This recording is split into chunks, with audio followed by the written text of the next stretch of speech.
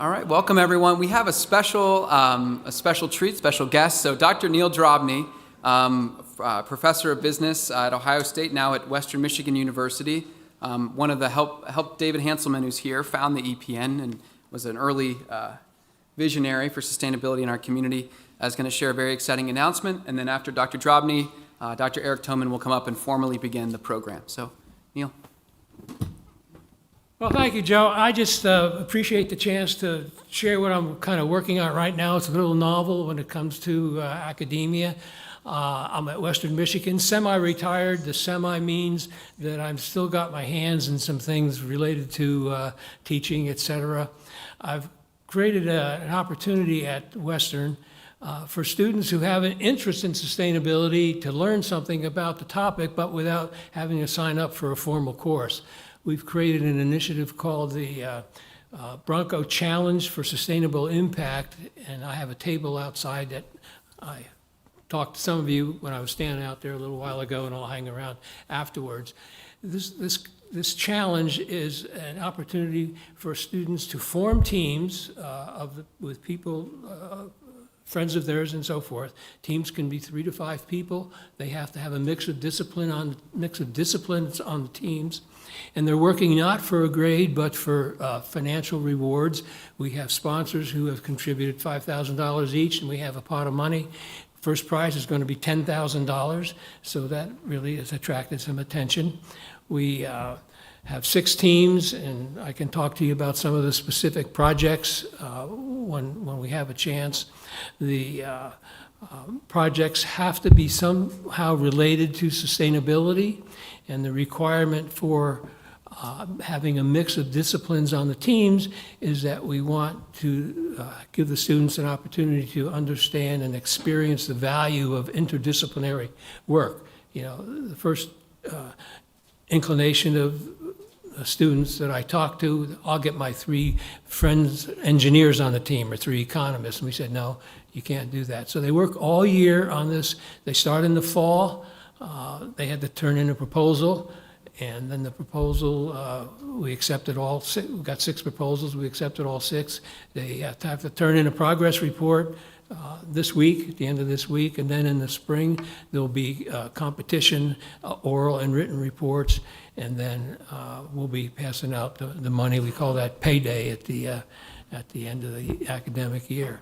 So one of the reasons that why we'll appreciate the chance to tell you all about it is we're always looking for sponsors. We're going to do this again next year. If you'd like to be a judge for a competition like this, or the student teams have to find and identify and engage expert mentors to help guide them through whatever they're working on. They don't have to build a product, or they can come up with an idea of a service or a public policy, but they need some outside guidance, and that's not something that I and the other faculty are providing the students, because we're also going to be part of the judging, so we didn't want to build in a conflict of interest. So anybody who you think or people in your company that would be interested in being associated with an activity like this, let me know. Pick up a business card, or I've got a basket out there. You can leave your business card and I'll be in contact with you. We have a informative newsletter we'll put out periodically. So if we have a contact for you, we'll do that. So I think I've probably run out of my 2 minutes, but I look forward to talking to the rest of you after the main program. So Joe, thank you for the chance to be here.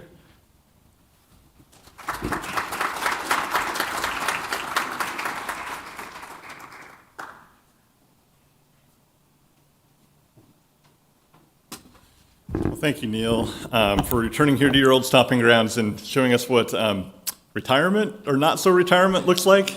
Semi-retirement. Yeah, hopefully we can all be so productive at that time. That's amazing. Very exciting work, and yeah, appreciate you staying in touch with EPN as well.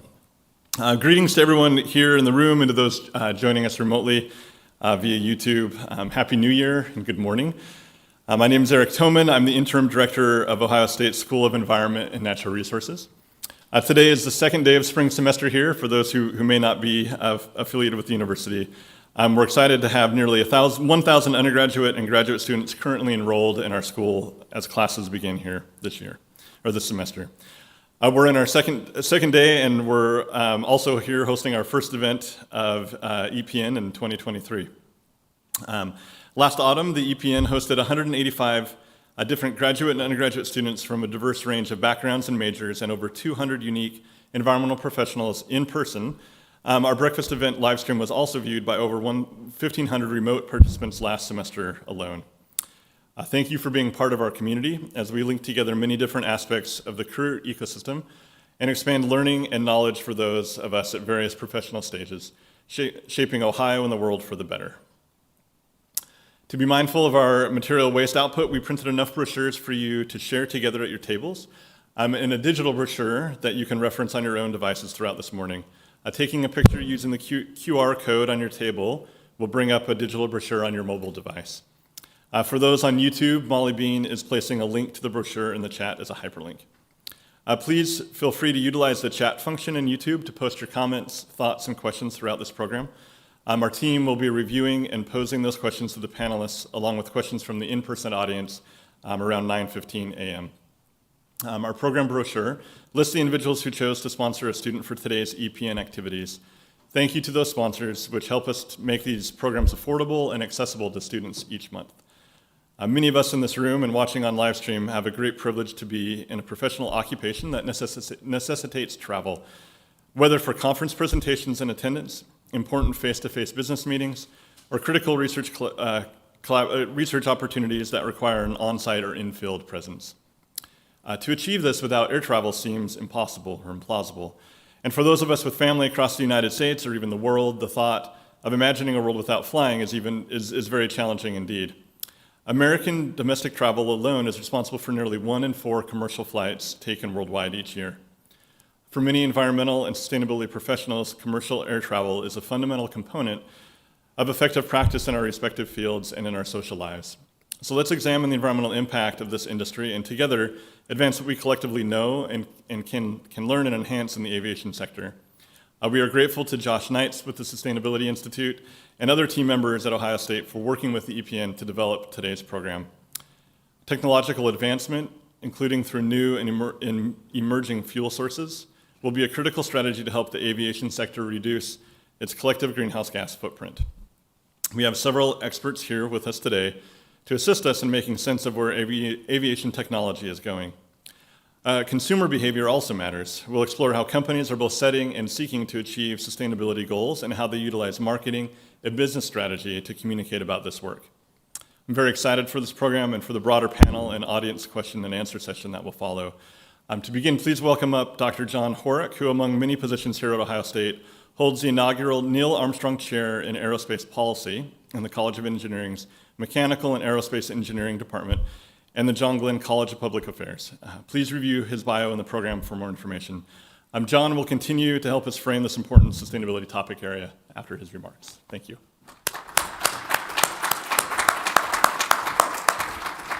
Thank you.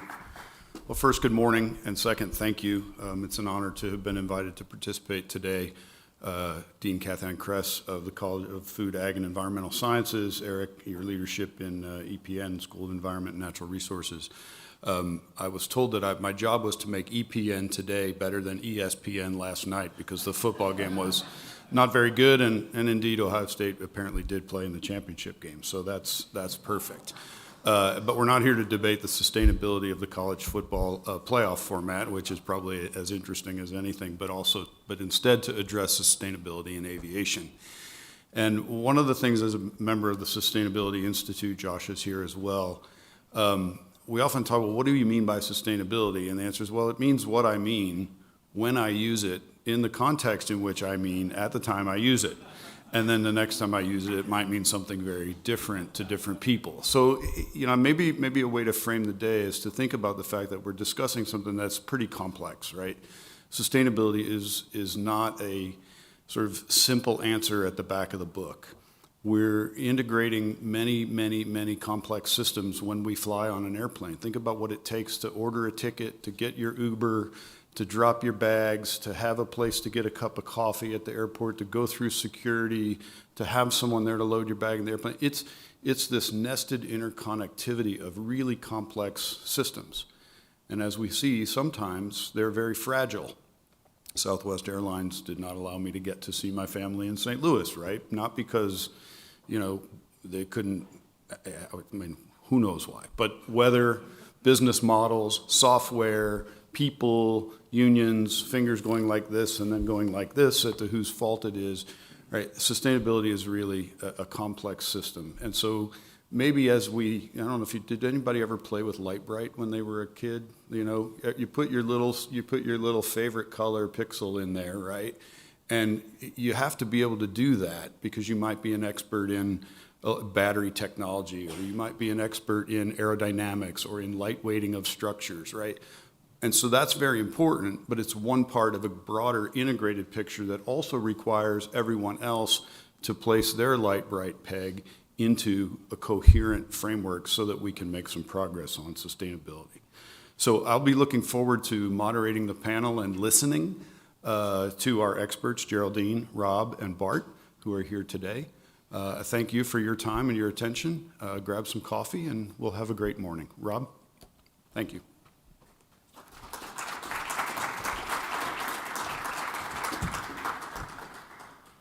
Good morning. It's great to be back at Ohio State. If you looked at my bio, I am a grad of Ohio State. I got my MBA at Fisher College of Business, but I'm also native to Ohio. So born and raised in Clark County, Ohio. Was a member of the 4-H as a kid, so great to be here in this building. I'll talk to you today a little bit about the reality that we see it as an aircraft manufacturer. If you're not familiar with Textron, I will say, and you can challenge me, but I will stick to this, no one touches more of the aviation industry than Textron. You probably don't know the name Textron, but we build Cessna aircraft, Beechcraft, Bell helicopter, Lycoming piston engines, McCulley propellers. We even build the majority of the ground support vehicles that you see at airports. We are Tug. We build Tug equipment in Georgia. So we have a broad view of the industry. And what I'm going to talk to you today about is the business that I run within Textron, eAviation, where we're trying to have an impact on the world of advanced air mobility and sustainable aviation. So try to give you a quick overview of a little bit of the dynamics of the industry, what we're doing about it, and then I'd be happy to take your questions later. So when I talk about the world of advanced air mobility, what does that mean? Well, it's an exciting time in aviation right now. If you look across the world, whether it's fixed wing aircraft, helicopters, there's a lot of innovation, new ideas coming out. There's some people who say that right now the FAA has 200 plus designs in front of them for urban air taxis, creating a lot of excitement, a lot of investment. But why are people doing this? What's going on? Well, right now, as you all know, in aviation, there's some trends encouraging all of this. Technology's coming together to unlock some of these new designs. As we all know here, sustainability is increasingly an issue that has to be addressed in every industry, including aviation. Urbanization around the world is driving people to look to the skies to see if there's a way that aviation can help provide better services to people in city, relieve congestion, and also improve sustainability. However, there's a lot of barriers to this. Technology, while it has come a long way, still has a long way to go, which I'll highlight here in a second.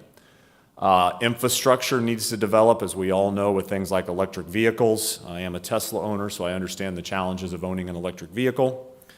Regulation is probably the thing that people most don't understand the impact of that on aviation. Aviation is one of the most highly regulated industries in the world, and I'll be happy to talk to you about that. But I think the one thing that people don't take into enough account in the world of aviation is public acceptance. If you look at what happens within aviation, people are nervous about flying in general as a public.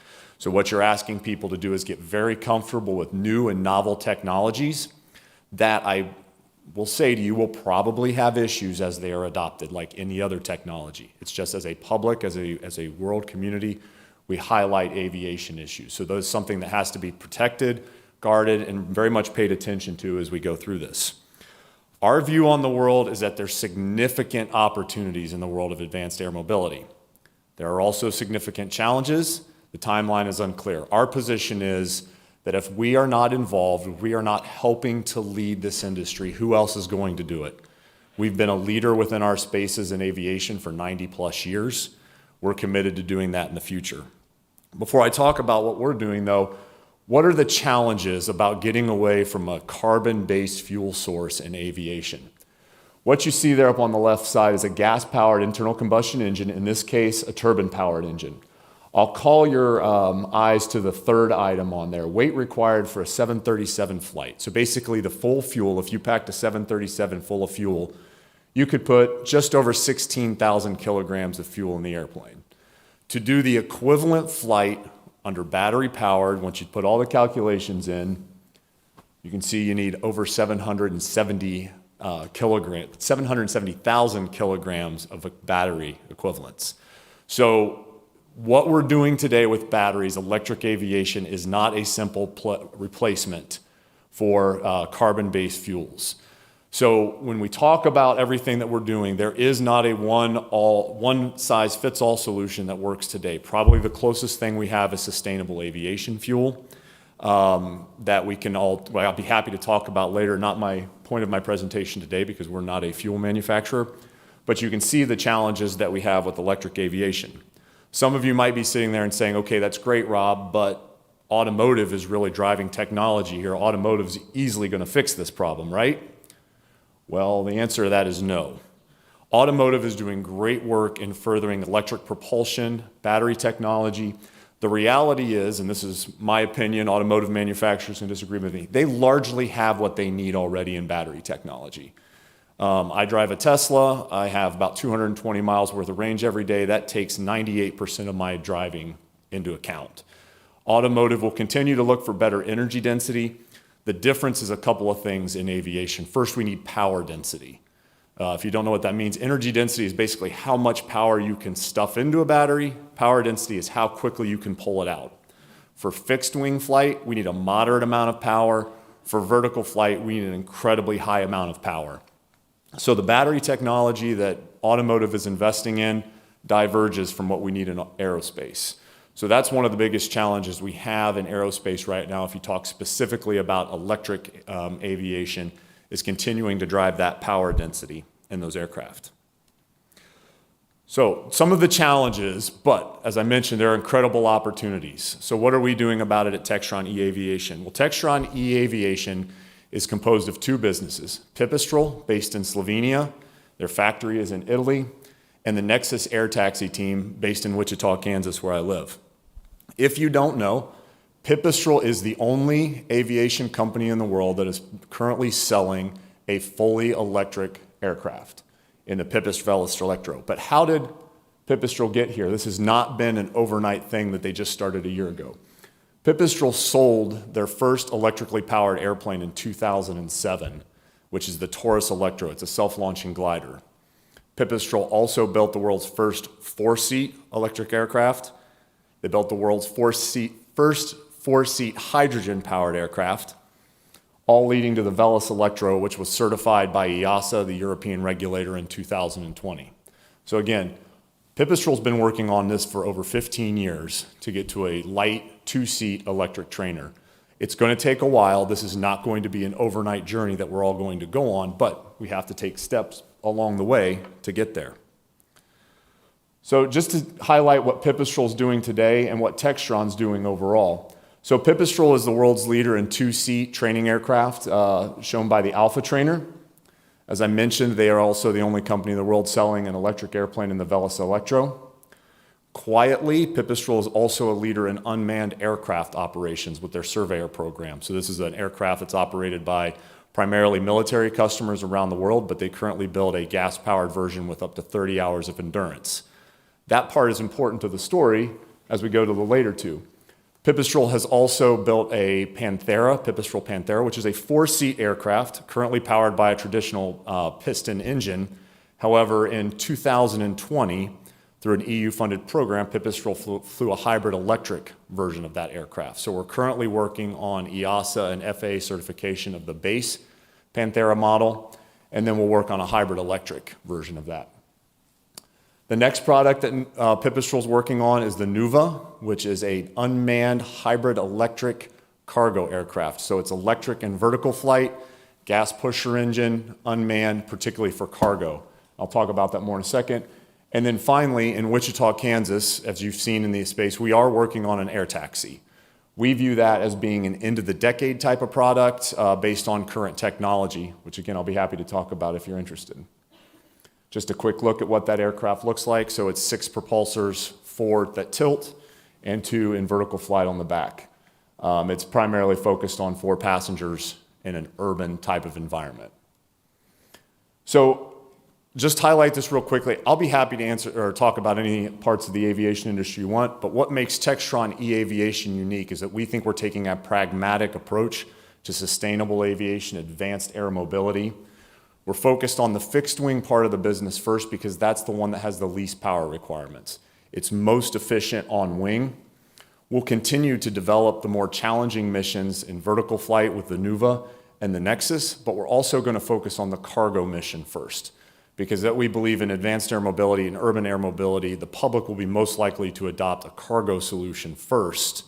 And then as we can continue to develop both the technology, the regulations, and the public acceptance for more challenging missions like urban air taxi. So I'm really, truly honored to lead Textron eAviation. Cessna, Beechcraft, Bell have had a lot of history of leading aviation. Most of the pilots in the world have learned to fly in a Cessna aircraft. The team is really excited about having the opportunity to lead the future of sustainable aviation. And I'd be happy to take any of your questions as we get into the panel. Thank you very much.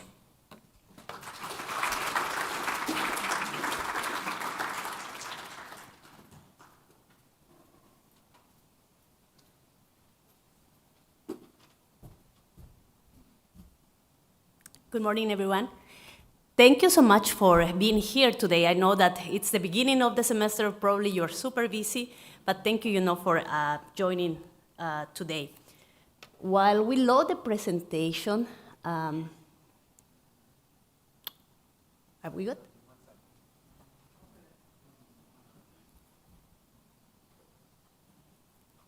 All right, here we go.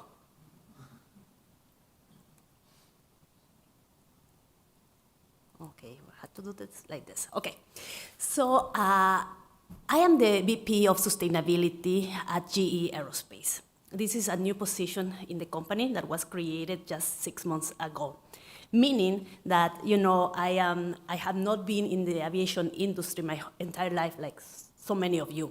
I spent 21 years of my career in the auto industry. And the interesting thing, and it was mentioned before, is that in the auto industry, we already know what needs to be done. We already have the solutions, even for heavy-duty transportation. We know what the technology, we need. Now it is about implementation and making the jump. Why I joined the aviation industry, GE Aerospace? It's because there is still a lot of things to discover. It is a hard-to-abate industry. Although the total contribution of the aviation industry to climate change is only around 2%, based on 2019 statistics, which is the most representative one. With the COVID, there was a dip. It's one of the industry that is going to continue growing, and we need many players to make it sustainable. So I'm going to share a little bit about, what the aviation industry roadmap looks like, for the whole aviation industry. This is based on the ICAO, IATA, Destination 2050, Waypoint, all of them have come together, including the airlines, industry players like GE Aerospace and others, airframers, to look at, what it will take to get to net zero by 2050, to align with the Paris Agreement. And this is a representation of what it will take.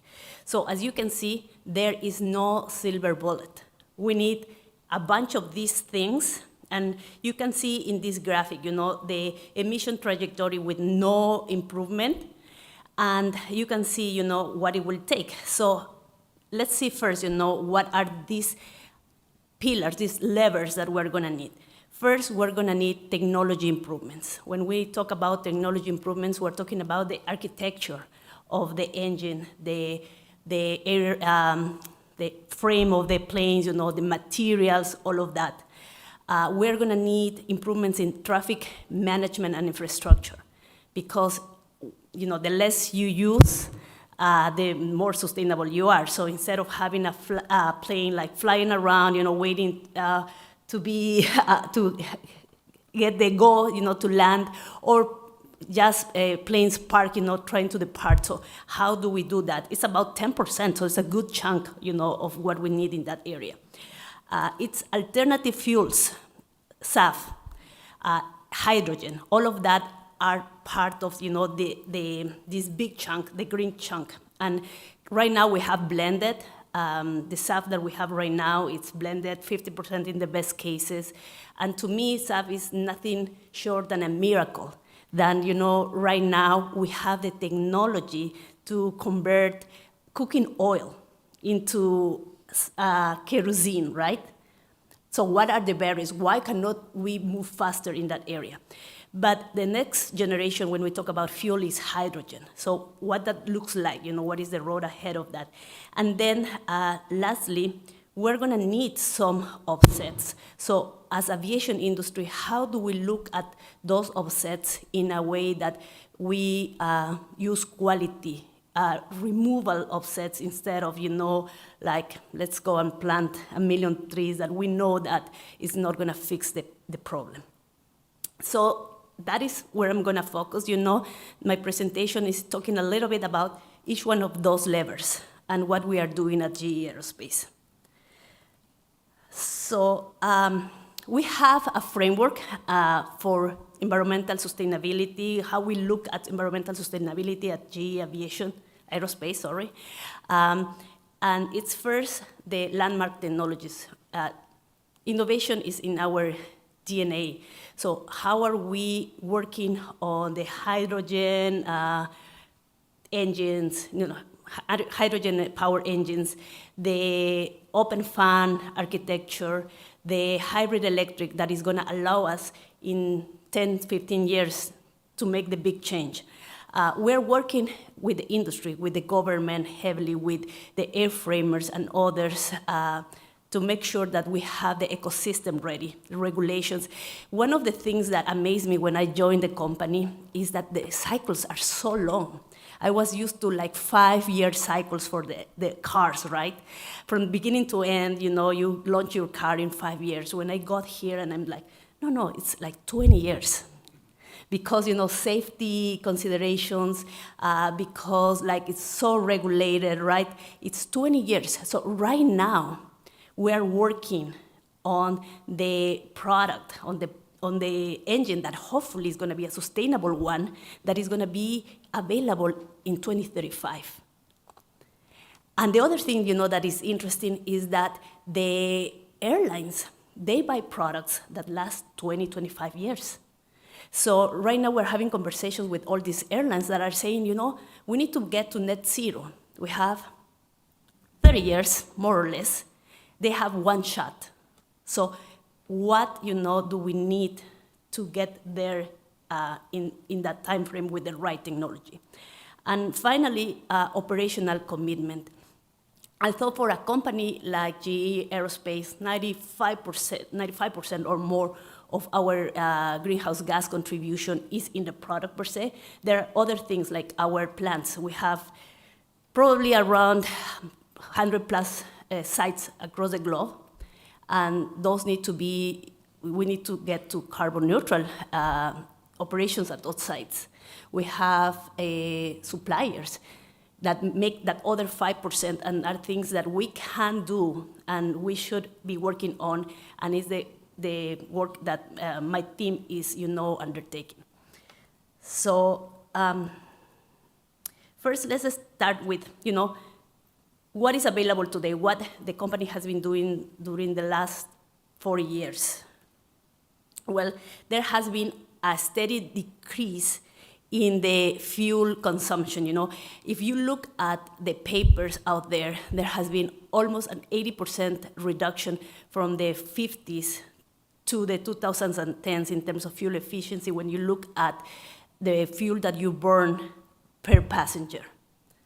A lot of things have changed, like the airframers, more seats in the planes, so on and so forth. But there has been a lot of progress in that area. But it has been, like every product that you get out there is like 10% more efficient. And it's so important because, the airlines operate very thin margins, so fuel is very important. But the challenge is how to get from here, right, to net zero. So, and something that I was not aware when I joined GE Aerospace is that the company also has like a digital, area, right? So the company creates aviation software, and we are looking right now at how to use that software.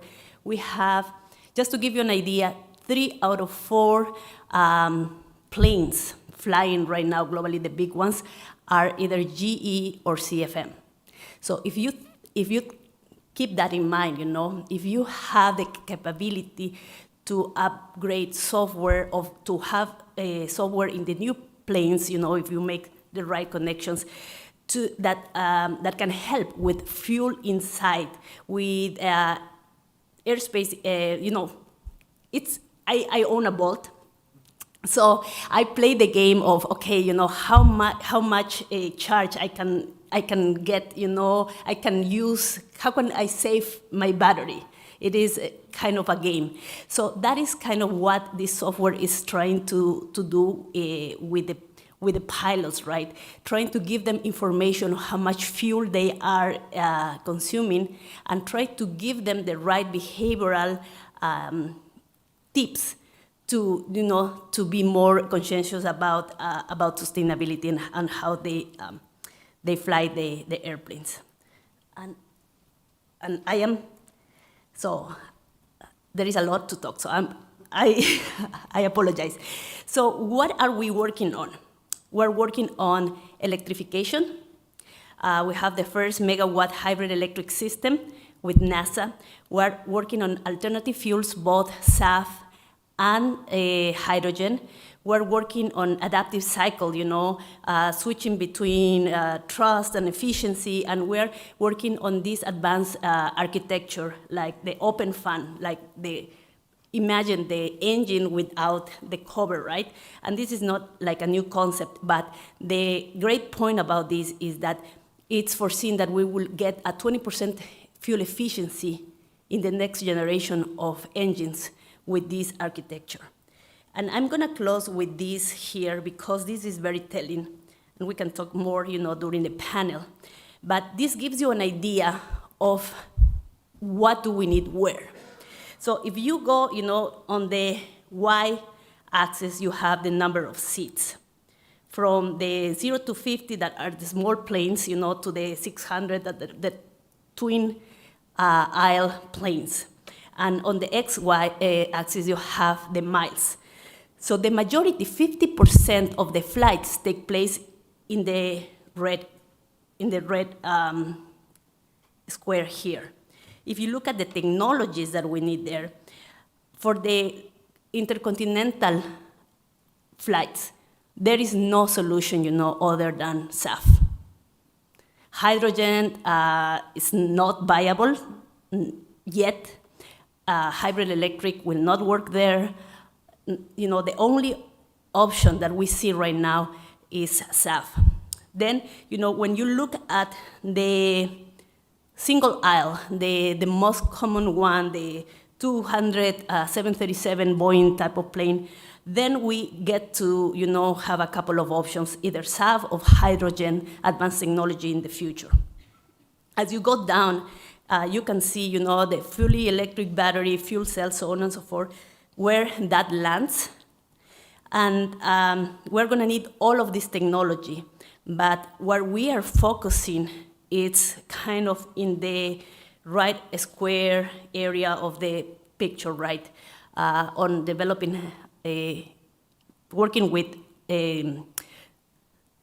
to create acceptance of 100% drop-in SAF, looking at hydrogen and open architecture, to make sure that we can fly with that type of fuel. So I'm gonna end it there. I had a few more slides, but we'll be glad to take your questions, during the panel. Thank you.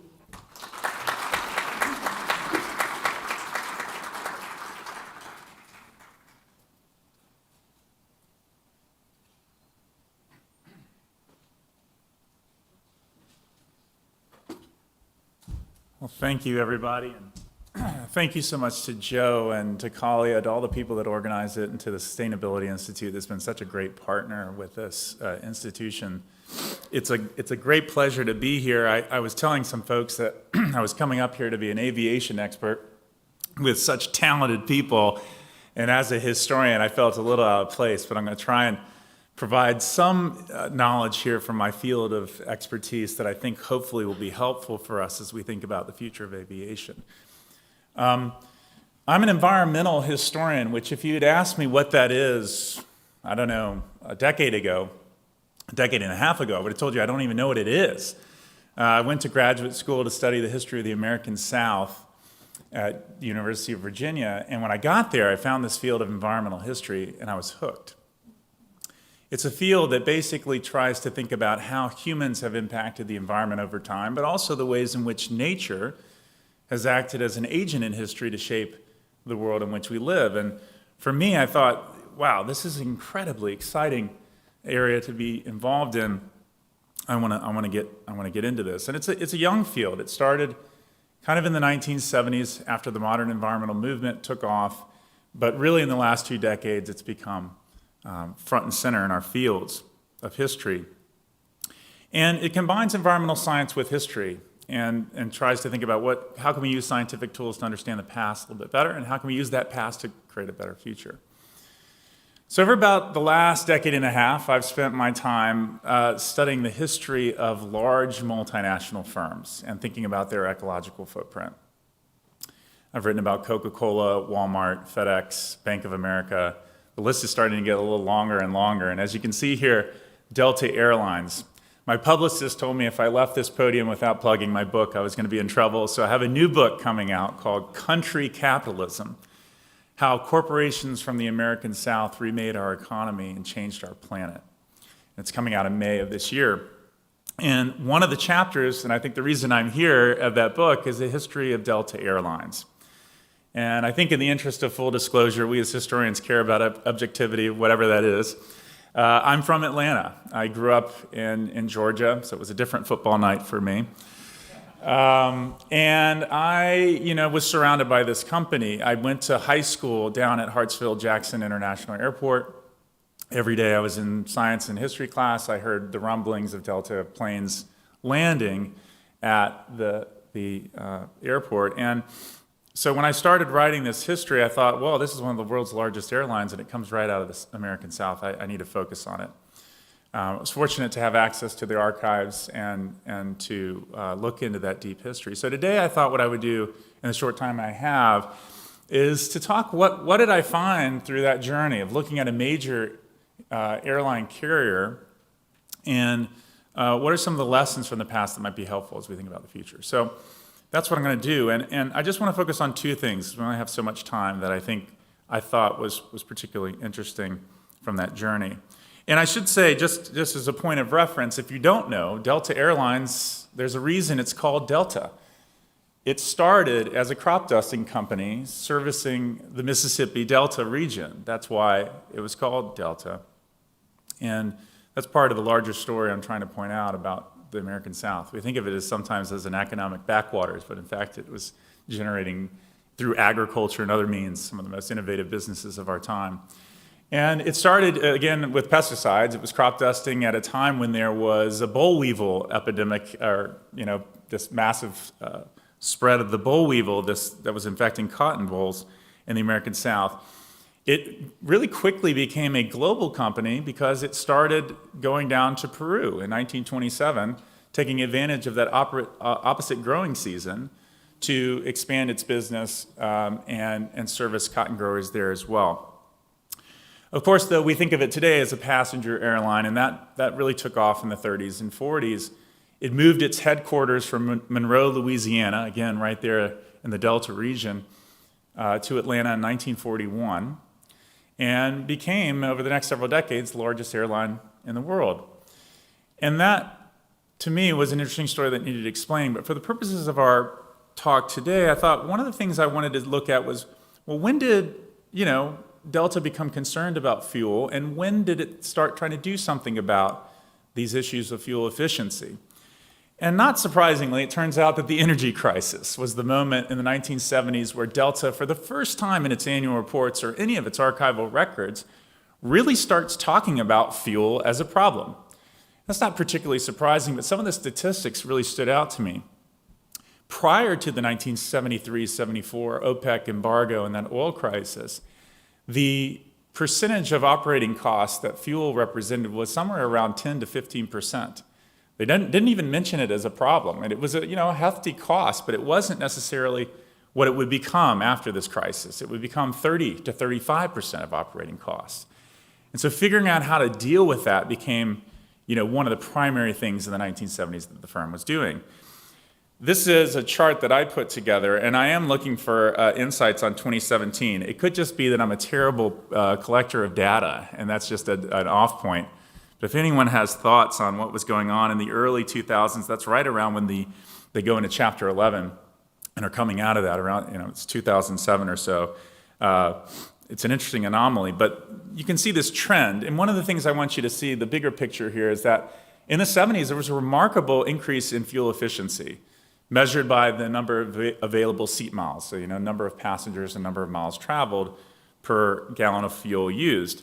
And you can see, if I used to love math, but the slope of the curve here, in the 70s, it's an incredible rate of efficiency increase. And notice how in the last several decades that rate, while we're seeing efficiency improvements, it's not nearly as dramatic as what we saw in the 70s. And that, to me, was interesting in and of itself, but I also wanted to look at this more closely. You look at the annual reports and sustainability reports, and they talk about these efficiency metrics and say, look, we're getting much better year after year when it comes to efficiency. But what I did was actually look at the amount of fuel they were using over time. And so at the same time that they're becoming more efficient, one of the things you see is just an exponential growth in actual consumption of fossil fuels.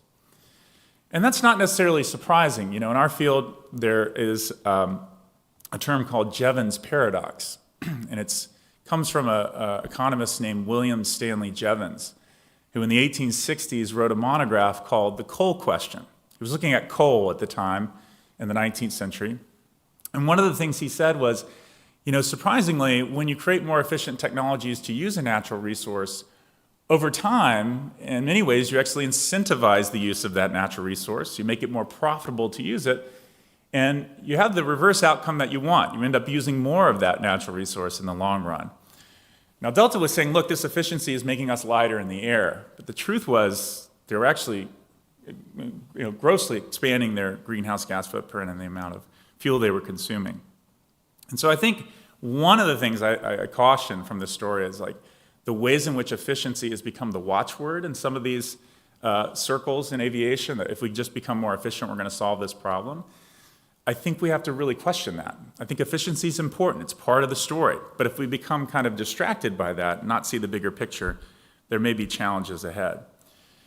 And I think there's another, and this is the last point I'll make, story here that I think is really important for thinking about the future of aviation. And that is the fact, when it comes to these major carriers, that there's a kind of conflict of interest in some cases that I think presents challenges as we think about pushing big companies to radically change what they're doing. When Delta came out of Chapter 11 and then started expanding in the 20-teens, especially at a time when oil prices started going down as this fracking boom took off in the United States and oil prices began to drop below what they had been in the early 2000s, there was still a moment where Delta was trying to figure out what they wanted to do. They were constantly getting hit by these oil price fluctuations, and they wanted to have more control. And they did something kind of unprecedented. They actually bought their own oil refinery outside of Philadelphia. And the point here was to basically produce their own jet fuel and primarily servicing their northeastern market, JFK, LaGuardia. And they even had pipelines that were directly servicing that market. And one of the other things they were doing as oil prices dropped was buying older aircraft instead of buying newer aircraft that were more efficient, because it was cheaper to do that. Because as oil prices dropped, they didn't feel the need to necessarily invest in the 2016, 2015, and some of the newer technology that was coming out. So I think when we think about big carriers like American Airlines, Delta Airlines, these big companies, we have to confront this past, that in some ways these are industries that are directly connected to the oil refining industry itself.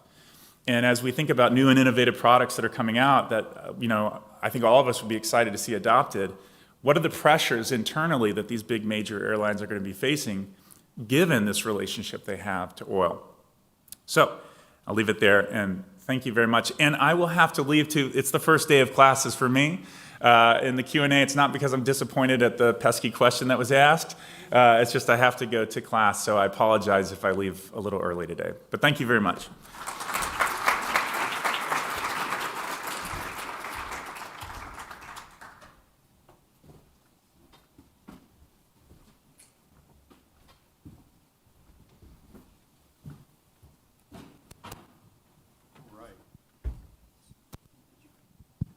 One of you is welcome to take the podium too. That give you a little more space. Although you look very cozy.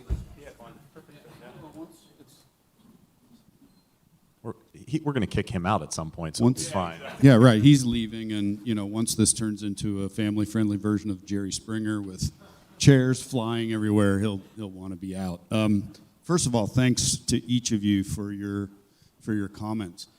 I'm going to offer the first question, or perhaps discussion point, and I'm going to try to pull all three of the things that I saw you present together.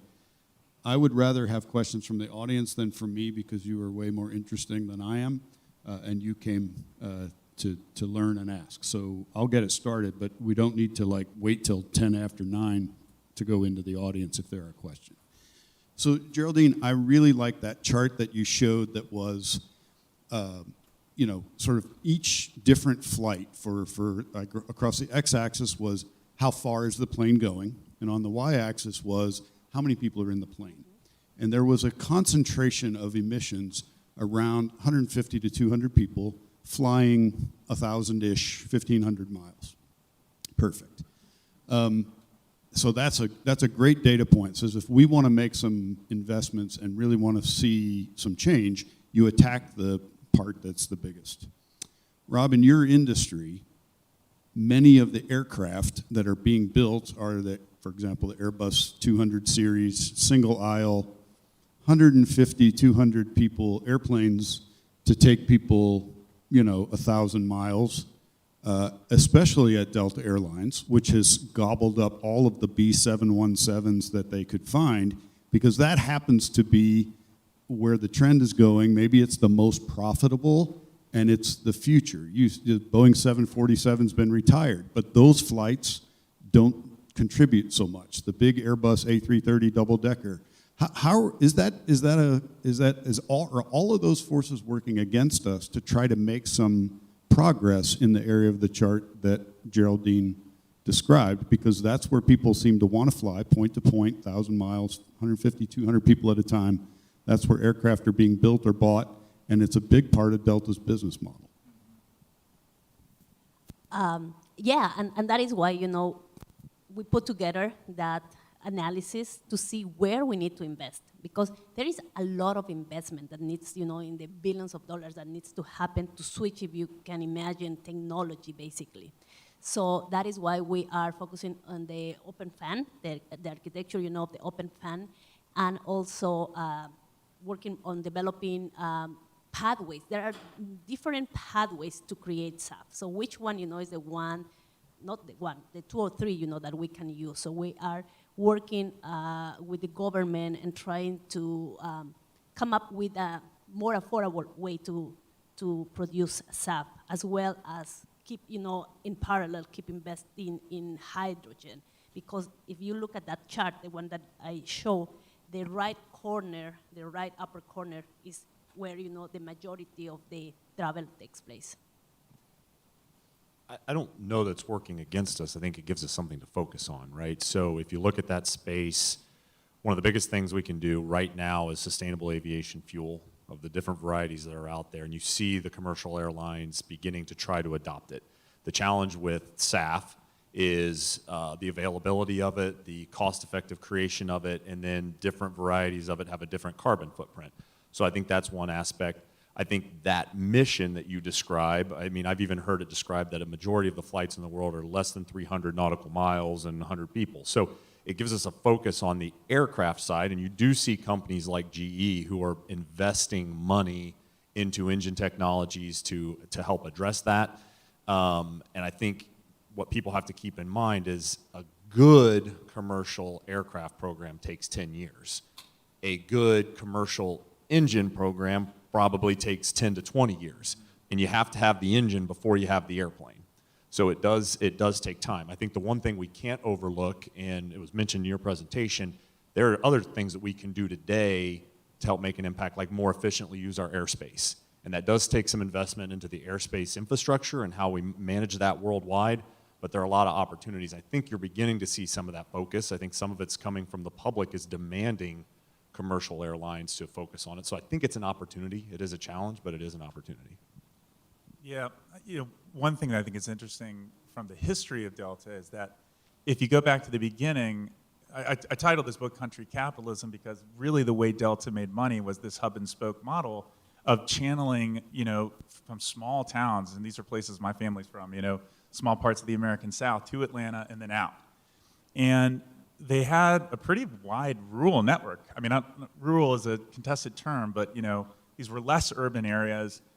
And what was interesting was looking at this essential air service program that essentially tried to keep smaller airports operating and providing service to those smaller communities. But when you look at it from an environmental angle, you were talking about how do we change like the broader infrastructure of air traffic, this might be an area where we need to think about this. Because when you look at some of these flights, as I did in the 20-teens, coming out of Muscle Shoals or wherever it might be, Alabama, and I spent time in Tuscaloosa. So I understand the challenge. I'm a person who lived in these small towns. You want to have access to aircraft, but some of these planes are filled to 35% capacity. Then you're really dealing with the problem, and it's subsidized. So here's a policy that you're thinking, wait a minute, this kind of goes against what we're trying to solve here when it comes to travel. So I wonder if there's smart people, hopefully, thinking about this from a policy angle of like, which flight, where do we maximize, if we're going to be taking people in aircraft, how do we maximize efficiency there, but also find ways to service those people who, if we are going to take off those flights because they're not filled, well then what's the future for these communities as well? So you said complicated. It just is. Every time I look at this, I don't have all the answers. The past, if I said the past had solutions, it really didn't. I'm just kind of sitting here saying, I think the thing that most struck me looking at all these businesses is how hard this is going to be to fix this one. For other industries I've looked at, I feel like there's some easy fixes. This one, it goes all the way up to policies like the EAS, this Essential Air Service Program. How do we reform that? Very good. The other thing that I reflected on from Geraldine's chart and your comments is that it looks like we might be headed towards a sort of a two-state solution where we're using hydrocarbons, internal combustion engines, for our long-distance, intercontinental, Paris to Los Angeles kinds of flights, Los Angeles to Tokyo kinds of flights, and then perhaps an electrified solution for the Muscle Shoals to Atlanta, so that when you go then Atlanta to Paris, you get on an internal combustion jet engine. And so that raises some interesting business questions and some policy questions, because if I'm a power plant producer, suddenly I've got two sets of products that I have to focus on. which could defocus my company or impact my bottom line or what have you. If I'm Delta Airlines, maybe I have to have 2 complete sets of airport infrastructure, passenger service kinds of things, maintenance, and sort of all of the advantages that Southwest gets by flying only Boeing 737s goes out the window. And for the aircraft manufacturers, you may have to make a choice at some point, or focus. This part of our business is going to make the electric aircraft that carry 20 to 80 people, and then we have a whole separate side of the company. How does that, I'll say, defocusing or internal structures of having to handle maybe 2 complete sets of infrastructure, how do you think that's going to impact the industry? Or will you see those separate out into separate organizations? I'll take the first shot at this. So infrastructure is probably the first question I get from what we consider our customers. So Ohio State is a big customer of Cessna. If you've ever been up to KOSU, those students are flying Cessna airplanes. I've talked to Ohio State about our electric airplane. They go, what infrastructure does it need? How do we service it? That's a huge question that they have and has to be addressed. For us, we do see a bit of a hybrid solution based on different solutions based on where you're at. We're very close to where the basic pilot training can be done in all electric airplanes. When we build a Bell helicopter, we are a long way away from having a fully electric one. Right now, are we closer to a hybrid electric solution there? Maybe there's some technical challenges around that. Sustainable aviation fuel is what we have to focus on there. What we try to also support, which was already mentioned, is the engine manufacturers, because that's one thing we don't do is make turbine engines. We probably won't do that anytime soon, but we're happy to support our partners. So GE, for example, is one of the few companies that's making significant investments in this. The GE Catalyst engine is a 20% more fuel-efficient engine. We're the only ones with it on an airplane. So we are trying to take approach to, in our space of designing, building, certifying aircraft, we're trying to take that approach to all the different solutions. But infrastructure is incredibly important, not only at the airports, but also in the airspace on how we figure this out. And a little bit, from my days at GM, it seemed like really easy. You have your Tesla, your Bolt, you need like a charger, and there you go. Nothing like that, right? We're still trying, the adoption of EVs has been speaking up, but has been slow. And one of the main issues is infrastructure, because we don't have the infrastructure everywhere, and it's relatively easy. If you think about the infrastructure that you will need in an airport, and you think about, airports across the globe, you will need, just for SAF, you need different tank farm. So I am right now trying to switch, trying to start thinking about switching from kerosene, from jet fuel, to SAF at our Peebles testing site. So just the project of, for testing purposes of switching, it's a whole investment, because you need, new infrastructure there. If you think about hydrogen, you will need another different infrastructure, to do that. And if you think that there is not going to be a switch overnight, that means that probably at some point you are going to need in an airport a tank farm for regular fuel, a tank farm for SAF, an infrastructure for hydrogen, and if you have hybrid electric, you will need all the infrastructure that you need for that.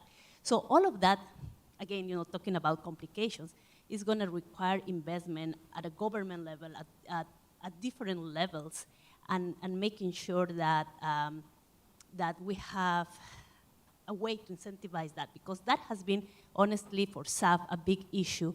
And the IRA hopefully is going to help with that, but it's cost prohibitive in some instances, for the airlines that operate at such narrow margins to switch. So we need help. I would just say that environmental history matters here, because you think about how it works now, infrastructure, pipelines. I mean, the Colonial Pipeline was a huge part of my story, because when it's built in the 60s, the Colonial Pipeline is going straight through Hartsfield, Headquarters of Colonial Pipeline Company, which, by the way, if you don't know, it goes all the way from Texas all the way up to the Northeast. it's basically provides most of the oil and fuel that powers our entire economy on the East Coast. We probably remember it when it was hacked and Colonial Pipeline for a few weeks, everyone was kind of freaking out. I actually looked at what Delta was saying at that time, and they were nervous because if Colonial Pipeline didn't come back online, it's 5,500 miles of pipeline. That's what we're talking about when we talk about infrastructure that's in place to support that fossil fuel model. And so when you're talking about SAF and all this, like that's a difficult thing to overcome because it's so much easier just to pump that stuff from the Gulf up to where it needs to go. So yeah, I think infrastructure, it's interesting. We can talk about all the engines and everything else, but until you fix these other parts of it, it's going to be pretty challenging. Just one comment. I think we're all very, up here you can tell, we're grounded in reality, but change is coming. That's the positive thing to take around this. There's probably more innovation going on around aviation right now than there has in the last 30 or 40 years. So you see, if you go to Springfield, Ohio, born and raised in Springfield, Ohio, it's not the most cutting edge in the world. There's an electric airplane charging station at Springfield Airport, right? So these things are happening. It's slowly picking up pace. We will get there. We just got to be realistic in our expectations. Yeah, there's good news even in the paper today. If you open the New York Times, you'll read a report that says in the United States last year, renewable energy now surpassed coal. So the combination of wind, solar, and hydro was at 22%. Coal was at 20%. It's the first time in 60 years. And then also announcement that came about the healing of the ozone layer, right? The ERBS, NASA had a 38-year-old satellite that was launched from Challenger in 1984. It just re-entered, but one of its main contributions was a measurement of the ozone hole over Antarctica. And through policy, and through the Montreal protocols and things of that nature, we used science, data-driven decision-making across the world to remediate an environmental problem. And so that trend plus innovation that you see going on both in the industry and in the aircraft manufacturers and in the power plant providers, I think there is reason for optimism. I wanted to touch on one other point, and Rob, you mentioned that we are very close to the point where we can train private, commercial, and instrument-rated pilots using electrified aircraft. Now, maybe I don't want to take my 3-hour night cross-country in an electrified aircraft, but I might do 95% of my training, at in and around these small airports. And in Ohio here, we're very blessed because at least one airport, public airport, in every one of the 88 counties in Ohio. So I might learn to fly, and I will have a flight instructor sitting next to me. I'm smiling because we had a nice conversation about flight instructing before breakfast started. And she will tell me, okay, John, we're going to practice cross country. We're going to go from KOSU to Eau Glaise County Airport. And I get to Eau Glaise County Airport in my electric airplane, and they want to ask me where to fill it up, or I have a problem or something. One of the blessings of the work that we do here at Ohio State through the College of Food, Ag, and Environmental Sciences is our deep connection to the extension, and we have an office, a presence in all 88 counties in Ohio. Maybe you haven't had a chance to think about this, but are there things that we can do that would advantage the propagation of new, more efficient electric aircraft in the training environment as we move around the state and go to these small airports? And same question for Kent and Bowling Green and Ohio University in Cincinnati, where they also have flight training, that could intersect the community that we're in here today and extension with the kinds of things that we need to do at these airports to really boost the sustainability of that part of our industry. I think I'll first put the onus back on us. We acquired Pipistrel in April of last year. A lot of people didn't know that this company in Slovenia existed. I didn't until earlier the year before, right? So electric aviation is here. There are customers in Europe, our customers in Europe, who are learning how to fly today, doing their basic flight training in an electric airplane. The biggest thing I would ask you all to do is talk about this, because the reason we don't have it here yet in the US is because of regulations. And so I get into this a lot in the regulations, but the FAA regulations say unless it's a gas-powered engine, it's not an airplane. It's just the legacy of the rules. So you could do everything you wanted to infrastructure here in Ohio, but until that rule is changed, nothing else can happen. The nice part is in most airports in the United States have all the power they need. They have high power to them already based on their other power needs. I think it's being open to the idea, talking about the power of it, and then encouraging people to experience once it's out there. We're trying to get the airplane here and begin to make it widely seen here in the U.S. to increase that pressure. I think one thing I would encourage people to do is look at what most airports have, which if you think about it, they have a lot of open land. And what are some unique solutions that are coming up in Europe right now is why not just put some solar panels in that? We've got one flight school in Provence that I visited in France that they have electric airplanes used for basic flight training. They're powered by solar farms that are there on the airport. So it's completely sustainable, 100% renewable flying. So I think look for those creative solutions at the airport. There's typically a lot of real estate there, things that can be used, and that's just an example of what you can do. And then, you know, once we get the airplanes here, we'll start to tell you what type of charging stations you need specifically. Yeah, go ahead, and then we're going to go to audience questions here. I was just- as soon as we wrap this one. The best part about doing this is this so-called expert up here is I'm learning so much. And when you mention cargo, I just want to put a fine point on that too. Like, it may take time for the, you know, obviously the public to deal with the safety issues with these new aircraft.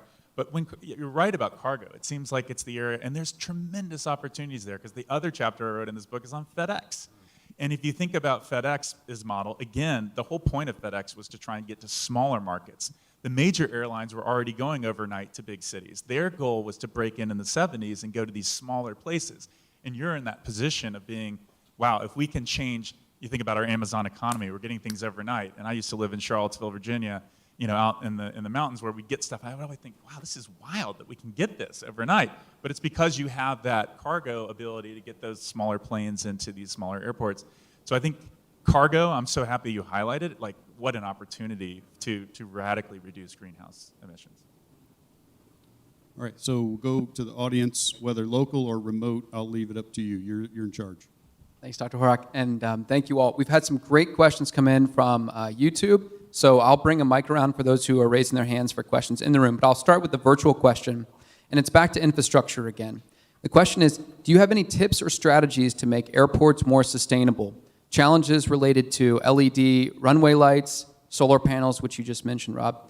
Any recommendations to help specifically at Ohio State's Don Scott Airport? I can take. I think that, you know, back to the air traffic management and what airports can do is renewables, right? How to switch to renewables. And I mentioned at the end of my presentation that we're trying to do our part at our operations. That can be done easily, you know, because you can either invest in your own on-site infrastructure, or you can buy. It's a little bit more expensive, but you can buy through green tariffs, PPA, so on and so forth, renewable electricity. So that is something, you know, that all of us should be looking at if we have infrastructure. All of those things were mentioned in the question. So there, as I said, I think in my opening comments, there is no magic bullet on aviation. So yeah, we do need to look at LED lights, for example. And as a pilot, LED lights are better. It's just better experience as a pilot. But there's lots of things that we can do to, you know, solar panels are one thing that you can do. I think we have to look at, if you're talking about a specific airport, do you put special rules in to make taxiing more efficient? Less use of APUs. If you don't know, APUs, auxiliary power units, are what airplanes are running when they're just sitting on the ground. A lot of times there's not a lot of efficient use of APUs. So there's making sure that the ground support vehicles are electrified. I think that's a small point, but typically those aren't the most efficient airplane or equipment running around. Yeah, that's a plug for my company. We're one of the few ones that build electrified ground vehicles, but we do. You're allowed to do that. It's okay. You know, but I think there's every bit of those things that we can do are important. And maybe even in the grand scheme of things, maybe decarbonization doesn't necessarily equal sustainability, right? It's a big part of sustainability, and it's maybe a huge part. It was the biggest wedge in your diagram was fuel. But maybe even rethink what is an airport, right? If it's only a single-use transportation to and from destination for people or cargo, then it's going to have a certain use. But what if it's also, as you said, a source of solar power? Maybe it's a place where we, I know at Don Scott we keep bees, right? Because A, it's fun, and B, no pun intended, we need to make sure that our pollinators are around. And airports might be great places to do that. Now, you don't want to make it a bird sanctuary, but they're just rethinking what we do with our airports. How do we make it as a piece of social, economic, and educational and quality of life infrastructure, not just transportation? How do we make it more sustainable and maybe a more integral part of what we do? Because I'd have to tell you, I don't go to CMH unless I'm flying. And it seems strange to have sort of all of these different one kind of piece of architecture that we use for one thing, and if we could use it for more than one thing, maybe that also helps the sustainability piece. All right, enough. Back to you. And I forgot to mention, does KOSU have SAF available? I don't think we do. Jet A, 100 low lead. Yeah. Buy all you want. Okay, yeah. It's hard to get. I think that was kind of a perfect segue into my question and kind of tying all these things together. If you would please share your name and Julie affiliation. Kramer. And I'm a graduate from the School of Natural Resources as well, so it's nice to be back. As you were all speaking, for example, Geraldine talked about kind of this sweet spot of what we're going to target to make the most impact, and also this huge investment that will be required in infrastructure moving forward, and then also how this connection with smaller areas and servicing everybody. And I know there's a huge, sometimes even more of an investment when you're trying to retrofit existing facilities.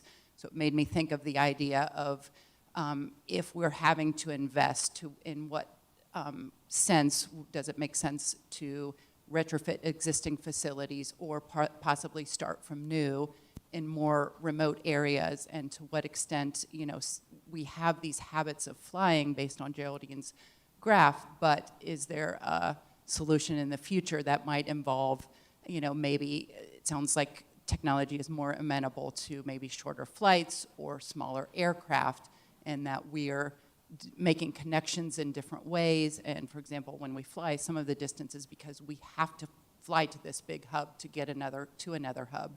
Whereas if we're just making a connection, for most people, if they can do it efficiently, it really wouldn't matter where they made that connection. So I just kind of want to look at, I'd be interested in your thoughts of, maybe these alternative hubs and new infrastructure kind of built in a different way that would possibly have some very real socioeconomic benefits to underserved communities as well.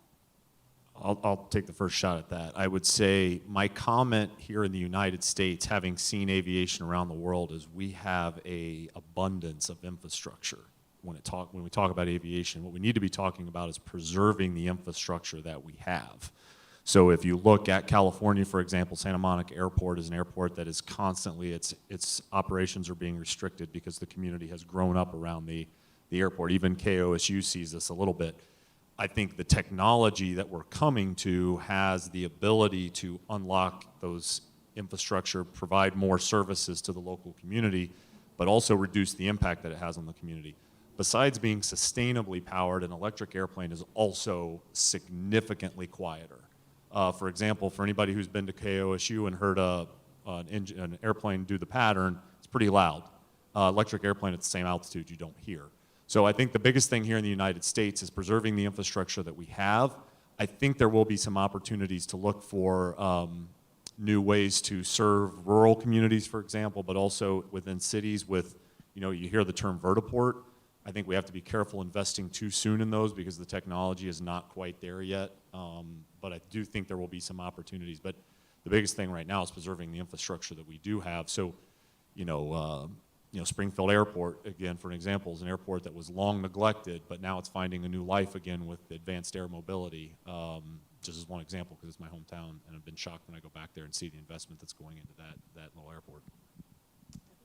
Shocked in a good way, right? Shocked in a good way. Yeah, and innovation always spurs new opportunity, right? And so it may be the case that many of the customers for your low passenger, low mileage electrified aircraft is actually a separate business from the Delta Airlines that takes you, but but they may partner. Like Uber Eats can partner with McDonald's. Uber Eats isn't going to cook it, McDonald's is not going to deliver it, but together you can solve your I'm hungry problem. And maybe if I am a resident, let's say in Lima, Ohio, and I work at Procter & Gamble and I need to go overseas because part of my business, I may use a electrified, low passenger, low mileage service to get from there, let's say to Detroit or to CMH, but they're partnered with American or Delta or United that then get me overseas. So I just book a ticket and it's seamless to me. But because of the difference in the infrastructure and the technology and the services being provided, they're bundled. But I see them as one service as a customer, but it's really multiple businesses. You do that now in airports. The people that unload your bags, for example, may or may not be employees of the airline that you're working on. So that could come about. All right, back to the audience. So besides sustainable aviation fuel, I had a few questions about the hydroelectric source and its viability. For the battery use in aircraft, how do you, like what sort of batteries would you use? What's like the potential like types of batteries like lithium air or amongst others that are currently being researched, or is there a potential for fuel cells? And if these batteries are charged, what's the life cycle behind electric powered aircraft? And if there's the hydrogen aspect to it, how do you combat the energy density for volume? Since hydrogen will take up more space than anything else. So, yeah, thank you. There's a lot to unpack there in that question. So the current research is down lithium-ion batteries, but when you say lithium-ion, that incorporates a whole bunch of other things. So, we are looking at everything silicon-rich, lithium solid-state, lithium air. All of those things are being developed, and research is being put on them. I'd say a lot of the batteries that we need to get to some of the bigger aircraft, the more exotic vertical lift applications, I would say exist in labs today. The biggest challenge with lithium battery technology is not coming up with new ideas, it's how do you industrialize it, right? So GM, for example, last year is doing great work. They showed that with their GM Bolt recall that they had, which was basically a battery cell manufacturing issue, right? So we have to figure out how to reliably produce these, industrialize them so that they're safe, which is incredibly important in aviation, but then the economic side of it is even more important. As you get more exotic with batteries, the life cycle is up in question, right? And going far too deep, I could talk to you about batteries all day. A lot of times the batteries are integrated into the airframe of these aircraft, so it's not just easy as after a flight you pop in a new battery pack. It's usually not switchable. Hydrogen I could talk about for a while. Fuel cells are a possibility. There's some interesting work being done on fuel cells. I think you hit on the key issue for aviation is the volumetric density of hydrogen, right?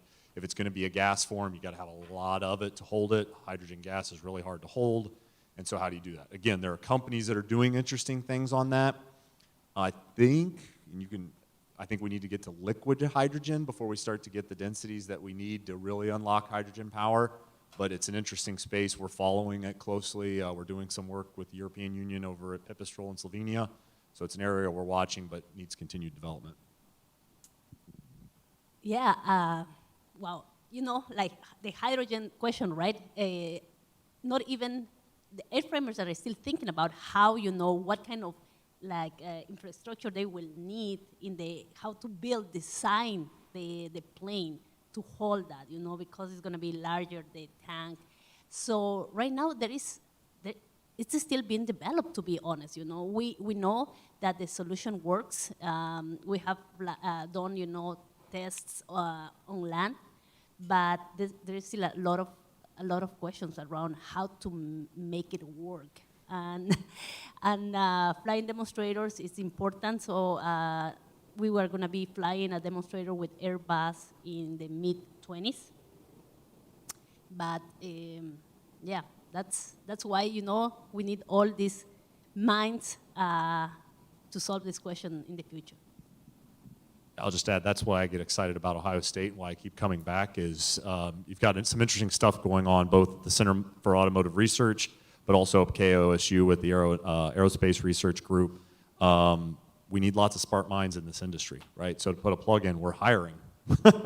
And so if you want to go do something hard that's never been done before, you come to aerospace, because that's where the cutting edge is right now in hydrogen propulsion and electric propulsion and hybrid propulsion.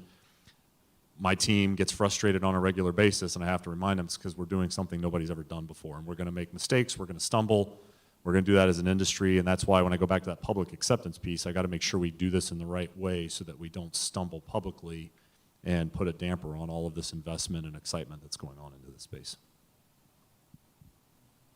Okay. My name is Jacob Bahari. I'm a aviation management student at Fisher College of Business. And so when Essential Air Service was mentioned, I was really excited because I've been thinking about this for a long time. Like, a lot of them, they are using like regional jets for those things, but some of them, they're using like Cessna Caravans with like 9 seats. They're already doing that stuff. So some of the electric aircraft that we're already seeing, they don't look like that far off size-wise or whatever. So is this like how far in the future are we going to see that kind of stuff? And could that be like, have like a cost savings that maybe like makes it viable for other places that maybe aren't Essential Air Service already? Essential Air Service is a good topic. So we built the Cessna Caravan.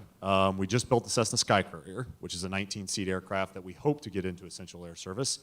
Just as an example of why regulations come into play, 19-seat aircraft are very problematic right now with FAA regulations and Essential Air Service. So we're trying to help address that. If you look at a 19-seat aircraft is probably where you're theoretically on the verge between full electric and you need a hybrid electric solution.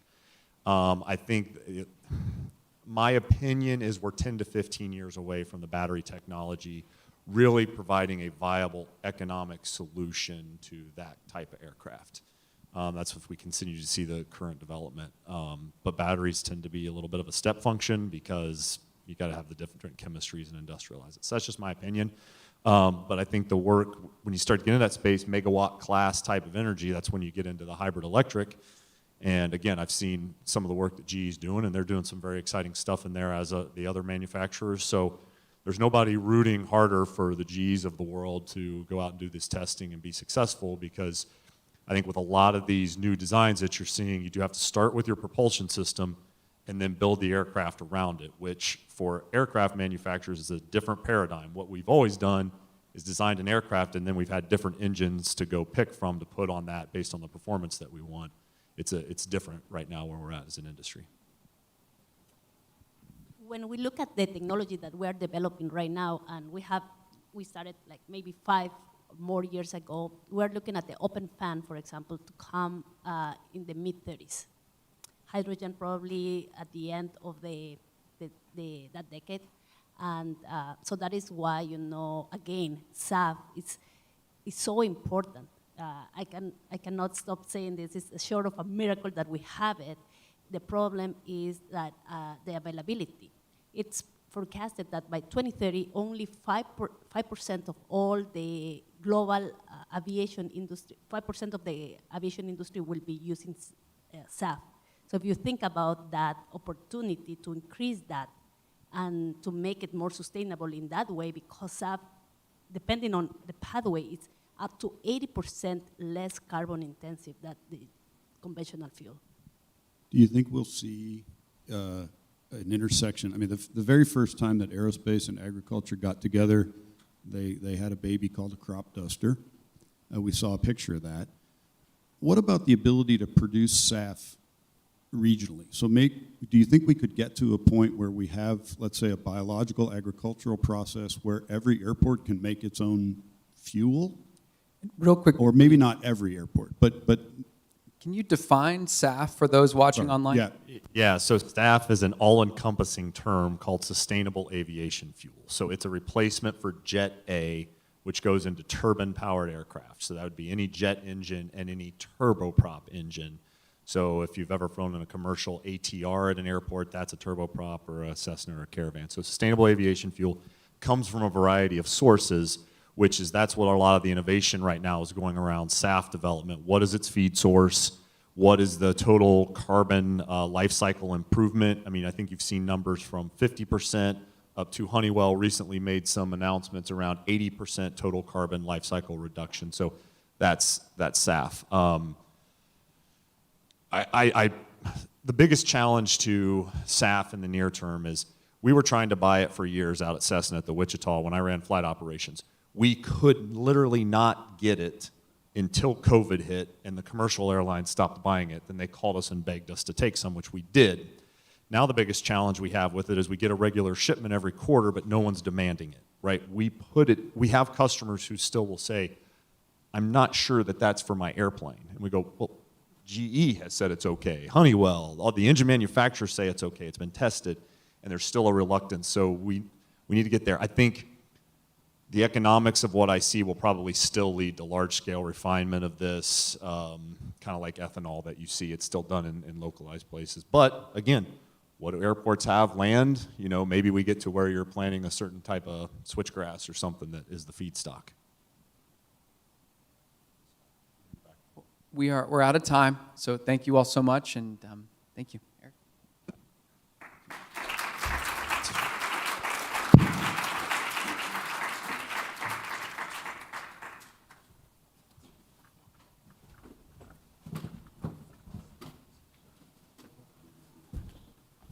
Thank you so much. As is sort of has been the norm, I think, as we participate in these meetings, I think the complexity of the issues, I come away with these every time thinking of the complexity being even greater than I came into this meeting thinking of.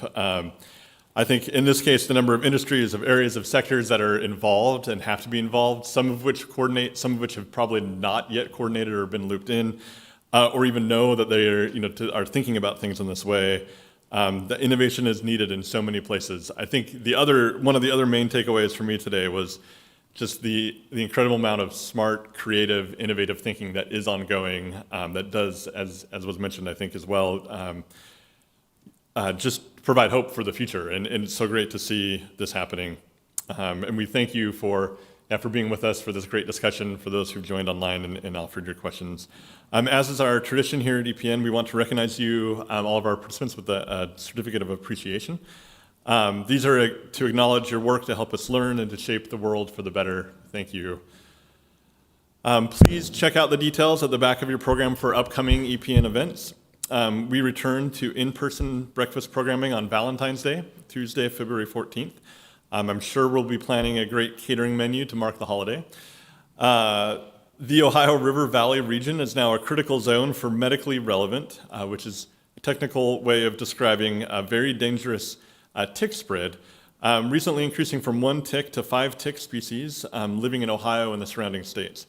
This includes the black-legged deer tick and the Lone Star tick, which are associated with Lyme disease and alpha-gal syndrome, respectively. Join us in February to learn from an exciting panel of healthcare professionals and environmental scientists who are engaged in efforts to address vector-borne disease spread through increasing regional tick and mosquito monitoring. Our environmental management decisions, such as deforestation and reforestation, increasing white-tailed deer populations, and a changing climate, are driving the spread of these species throughout both our region's urban centers and suburban and rural areas, presenting an occupational and safety challenge to those in agricultural and natural resource management occupations, and to families and others seeking to go out and enjoy nature safely with pets and children. This event will bring together academic researchers and professionals with agencies, including county-level departments of health and the U.S. Department of Agriculture, as well as healthcare professionals seeking to address the challenges of surveillance for tick species. A key strategy is to increase the awareness and diagnosis effectiveness among medical doctors and nurses in practice. Please reserve your spot for that program by signing up today. On March 7th, we will continue exploring the regional effects of climate change, as stormwater management experts and atmospheric scientists will come together in this room to review the impacts of warmer temperatures and increased precipitation flashiness on the biological health of our river systems and human communities. These programs, like all EPN programs, will be live streamed for free via our YouTube channel. This EPN Breakfast is an official zero waste event, so while you are making your way out the door or clearing off your table, please pay close attention to the zero waste signs and instructions posted above the waste receptacle bins to determine if your item belongs in the compost, recycle, or trash bin. Thank you for joining us this morning, and have a nice remainder of your week.